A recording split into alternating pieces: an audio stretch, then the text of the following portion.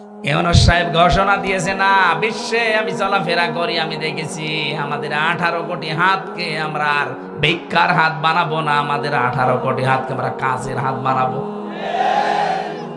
এই জনসংখ্যাকে জনশক্তি রূপে যদি পরিগণিত করতে পারি, বিশ্বের বিভিন্ন দেশ হা করে আছে আমাদের এই দক্ষ শ্রমিক নেওয়ার জন্য। আজকে আকিস গ্রুপের যে হেলিকপ্টার ছিল, পাইলট আমাকে নামিয়ে দিয়েছিল রংপুরে। আসার সময় দেখছিলাম এই যে সারিয়াকান্দি জামালপুরের এই লাইন দিয়ে ঢুকছিলাম, পাইলট আমারে বলছে, হুজুর এই যে ইন্ডাস্ট্রি গুলো দেখতে পাচ্ছেন না, এখন কাজ বন্ধ হয়ে পড়ে আছে।